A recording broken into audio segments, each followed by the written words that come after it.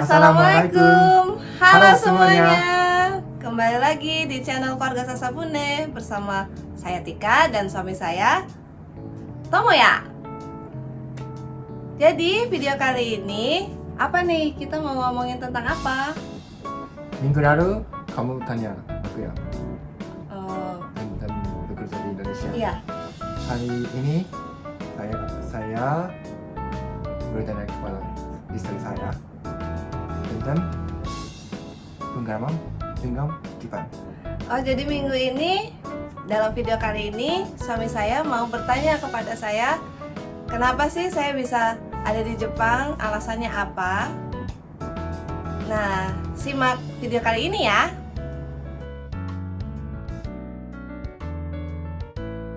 Jadi pertanyaan yang pertama adalah kenapa kamu tertarik dengan Jepang? Oh, jadi pertama kali itu saya tertarik dengan Jepang karena waktu kecil kakak saya suka banget baca komik atau kalau dalam bahasa Jepangnya baca manga. Terus suka nonton anime Jepang juga seperti Dragon Ball, terus Doraemon, dan Samurai X. Samurai X. Bahasa Jepangnya Rurouni Kenshin ya. Rurouni Kenshin. Ya, itu waktu saya kecil lihat kakak saya baca manga, nonton anime, itu saya juga jadi suka dan tertarik sama bahasa Jepang. Kapan mulai belajar bahasa Jepang? Oh, jadi dari TK kan saya baca komik, terus nonton anime. Terus dari situ saya tertarik dengan lagu-lagu Jepang. Karena waktu nonton anime gitu kan suka ada lagu-lagunya tuh. Lagunya bagus, terutama lagunya Rurouni Kenshin. Terus udah lama-kelamaan sampai SMP ada satu radio yang muter lagu-lagu Jepang. Itu saya jadi tertarik, kasih liriknya itu seperti apa sih artinya gitu. Jadi dari situ saya ada ketertarikan belajar bahasa Jepang karena dari lirik lagu itu saya belajar sedikit-sedikit kosakata bahasa Jepang. Pengen tahu artinya gitu. Oke.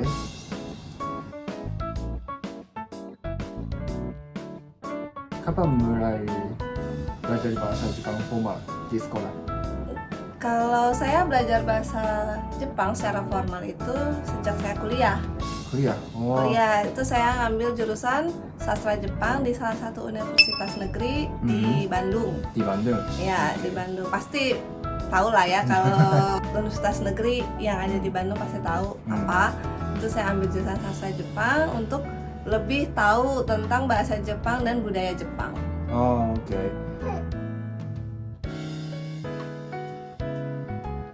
Saat itu kamu bisa bicara bahasa Jepang? Bisa?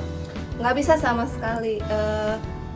Paling hanya tahu kosakata, misalkan selamat pagi, ohayo, udah gitu aja. Tapi nggak bisa merangkai kalimat seperti satu full bunsho gitu, nggak bisa. Kayak satu kalimat itu saya nggak bisa. Oh, Sama sekali. sama sekali. Iya. Sekarang kamu udah pintar ya bahasa Jepang ya? Sedikit-sedikit aja. Oh ya, bisa bicara bahasa Jepang pintar, bisa tulis bahasa Jepang, bisa baca kanji juga. Gimana kamu belajar bahasa Jepang ya? Jadi memang di kampus saya itu tiap hari benar-benar belajar bahasa Jepang gitu ya, belajar kanji, belajar kaiwa, percakapan, terus belajar sejarah Jepang juga, budaya Jepang juga gitu. Jadi saya sedikit-sedikit dari kampus selama 4 tahun ya, jadi bisa lah bahasa Jepang. Cuma memang karena di kampus itu kebanyakan teori atau bumpo ya, itu meskipun saya lulus dari kampus pun belum bisa lancar bahasa Jepang. Sekarang kamu lancar. Itu karena saya setelah lulus dari kampus, saya nekat daftar bekerja di perusahaan Jepang itu yang pakai bahasa Jepang setiap hari. Jadi saya waktu itu daftar di Fudosang atau apartemen agent yang oke kesannya kliennya orang Jepang semua. Jadi biar biasa saya ngomong pakai bahasa Jepang karena saya pikir mau tainai udah 4 tahun belajar bahasa Jepang, tapi nggak dipakai gitu. Jadi saya punya keinginan yang kuat gitu. Kalau mau pintar bahasa Jepangnya nggak cuman di kampus, harus praktek sendiri, Oh, oke. bekerja sendiri Oke. gitu. Jadi kamu bekerja di Fudosan ya? Iya. Berapa lama bekerja di sana? Jadi saya tuh bekerja di Fudosan selama 1,5 tahun. Mulai tahun 2011 akhir sampai 2013 pertengahan gitu. Jadi ya sekitar 1,5 tahun lebih ya. Itu saya bener-bener belajar banyak sampai bisa nulis email pakai bahasa Jepang yang tadinya saya nggak ngerti sama sekali. Nulis email pakai bahasa formal ya, pakai keigo, sonkeigo gitu. Saya belajar banyak di Fudosan. Terus agak susah ngomong pakai bahasa Jepang karena saya tiap hari ditelepon atau banyak meeting sama orang Jepang. Saya akhirnya biasa. Tapi waktu awal-awal itu, pertama-tama saya kerja di Fudosan kan saya nggak tahu sama sekali bahasa Jepang itu, nggak bener-bener apa yang diomongin nggak ngerti. Saya dari merekanya juga saya nggak paham gitu. Ada pernah waktu itu saya jadi salah satu marketing di Fudosan awal-awal, dikasih klien dan kliennya ada telepon ke handphone saya. Wah, apa nih? Waduh, gimana nih angkatnya, takut gitu kan. Ya tapi gimana, harus diangkat, kalau enggak dia nanti protes ke bos saya gitu ya. Udah saya angkat, beraniin diri untuk angkat. Waktu di tengah-tengah saya nggak ngerti dia ngomong apa gitu. Jadi aduh gimana ya gitu, mau langsung diputus nggak enak.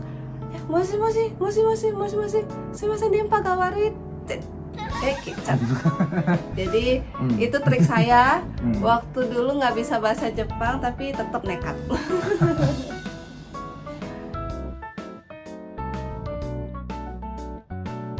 Selanjutnya kamu bekerja di mana? Oh ya, selanjutnya saya setelah 1,5 tahun bekerja di Fudosan, itu saya putuskan untuk ryugakse atau sekolah bahasa di Jepang langsung. Oke. Tahun 2013 akhir. Karena saya pikir kalau belajar bahasa Jepang tapi belum pernah tinggal di Jepang, ada yang kurang gitu, monotarinai. Monotarinai. Jepang di Nihongo Gakko ya? Nihongo Gakko di Tokyo. Tokyo ya? Ya. Saat itu udah dapat N2 ya? Belum. Belum? Saya itu ke Jepang juga masih N3, tapi waktu saya ngomong selalu dibilangnya saya tuh N2 ya gitu. Jadi mungkin karena saya waktu di Fudosan ngomong terus gitu ya, orang pikir oh lancar banget ngomongnya, padahal sih masih N3 gitu. Kapan kamu dapat N2 ya? Saya tuh dapat N2 setelah pulang dari Nihongo Gakko. Jadi saya 6 bulan di Nihongo Gakko. Itu saya pulang ke Indonesia. Lalu kan selanjutnya ada tes JLPT tahun 2014. Itu saya lulus N2 akhirnya setelah berkali-kali mencoba, karena susah banget ya N2 itu. Ya. Alhamdulillah ya. Alhamdulillah. Kamu lulus ya. Setelah pulang ke Indonesia, kamu ngapain? Ya saya tuh pulang ke Indonesia sebenarnya maunya bekerja di perusahaan Jepang, tapi kurang ada yang cocok ya di saya. Jadi saya tuh di Indonesia pulang jadi freelance interpreter. Waktu itu semua kerjaan yang berhubungan sama penerjemah atau di event-event tuh saya ambil semua. Terutama event ya, karena saya suka banget sama pop culture Jepang, seperti musik-musiknya. Jadi kebetulan pada waktu tahun 2014 sampai tahun 2015 itu banyak artis-artis Jepang yang ke Indonesia, banyak banget. Itu banyak festival-festival musik atau apa syuting-syuting yang dari Jepang. Itu alhamdulillah saya dapat jadi penerjemah mereka. Jadi saya ada pengalaman memang menerjemahkan beberapa seiyu, voice actor atau voice actress yang dari Jepang, dan penyanyi, musician, itu ada beberapa juga yang saya translate. Terus saya juga tahun 2014 itu dipercaya untuk satsue atau syuting drama Fuji Terebi, judulnya Cinderella Deto Hiru Drama gitu. Itu saya jadi translatornya. Jadi saya tuh sama di Indonesia pulang kerjanya tiap hari freelance, tapi sibuk banget gitu. Jadi saya keluar kota kemana itu saya seneng banget karena sekolah bahasa Jepang ilmunya saya bisa pakai di Indonesia. Kamu bilang kamu translate Oh, sama apa artis seiyu, iya, aktris. iya, pernah. Siapa ya kamu apa ingat? Oh, yang waktu itu pernah ada event Japan Night. Ada beberapa artis yang datang seperti Tokyo Ska Paradise, Alexandros, terus Vamps. Ya, Vamps yang vokalisnya Haido ya dari Laruku. Itu saya jadi penerjemah untuk Kisha Kaikeng. Jadi saya bisa ngobrol sama semuanya, termasuk sama Haido. Itu saya fans banget Haido dari dulu ya, Haido Lark and Seal. Itu dia ada berdiri di sebelah saya, kayak mimpi gitu. Jadi dari dulu mimpi saya, kenapa saya pengen belajar bahasa Jepang, emang pengen ketemu artis, bisa jadi translator untuk mereka. Akhirnya bel kanaimashita. Bagus. Yeay.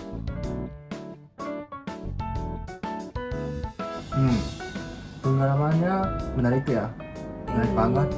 Ya, selanjutnya setelah freelance, Iya. kamu mau ke Jepang lagi kak? Iya, mau banget.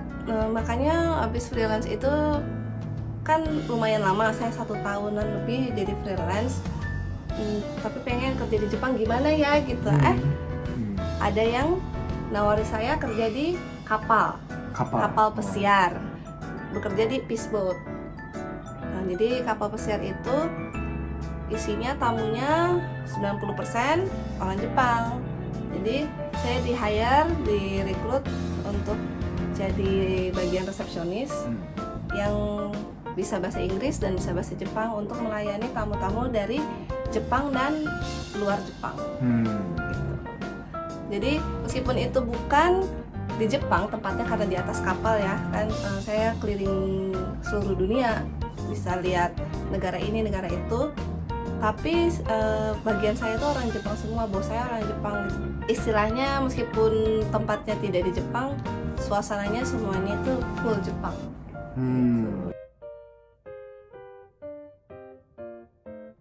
Berapa negeri ya kamu udah pernah dengan apa? Nggak tahu, nggak bisa hitung, mungkin 50 ya. Tapi ya 50 negara saya pernah, tapi ya hanya kebanyakan di Minato-nya, di portnya aja. Nggak bisa terlalu jauh ya, cuman lumayan lah bisa lihat, oh ini negara ini, oh Afrika seperti ini, oh atau Amerika seperti ini tuh. Alhamdulillah. Hawaii juga udah pernah. Gitu. Jadi Saya alhamdulillah. nggak pernah. Oh, biasanya orang Jepang suka ke Hawaii. Karena ada uang dan waktu. Oh iya, jadi saya juga waktu itu pikir kalau saya keliling dunia sendiri pakai uang saya sendiri nggak bisa, nggak punya uang. Jadi saya maulah kerja di kapal sebentar aja, 1,5 tahun. Setelah bekerja di kapal, bekerja di mana? Ya setelah saya bekerja di kapal, saya pulang dulu ke Indonesia. Oh, pulang dulu. Nah, habis itu saya ditawari senpai saya untuk bekerja di Jepang di salah satu perwakilan LPK. LPK. Oh iya. Ya di Jepang. Itu tempat kita bertemu di situ. Jadi setelah itu saya bekerja di Jepang. Sekarang kamu tinggal di Jepang. Iya. Yang mana kamu suka tinggal, di Jakarta atau Jepang? Saya tinggal di Jepang itu kalau dihitung mungkin baru 3 tahun ya, karena tidak pernah terlalu lama tinggal di Jepang. pasti paling lama 1 tahun pulang ke Indonesia kayak gitu. Total saya baru tinggal di Jepang tuh mungkin memasuki tahun ketiga. Nah, saya kalau dibilang suka yang mana, plus minus ya sebenarnya. Saya suka dua-duanya. Ada hal yang saya nggak suka dari Indonesia juga, seperti di Jakarta macetnya, polusinya itu saya nggak terlalu suka. Tapi ya mau gimana pun saya orang Indonesia, saya kangen makanan Indonesia. Karena makanan Indonesia yang ada di Jepang itu mahal banget dan agak kurang, rasanya tuh kurang otentik ya, mungkin karena bumbu-bumbunya susah dicari. Nah, beda ya. Beda. Tapi saya juga suka tinggal di Jepang, soalnya asuransi itu asuransi kesehatan saya ditanggung, saya sakit nggak terlalu mahal. Saya merasa aman di sini. Terus anak tuh benar-benar diperhatikan oleh pemerintah, jadi dapat banyak THT atau tunjangan. Di Indonesia mungkin ada tapi nggak terlalu besar ya. Saya suka dua-duanya karena dua-duanya udah jadi rumah saya. Jadi mau tinggal di mana aja saya suka.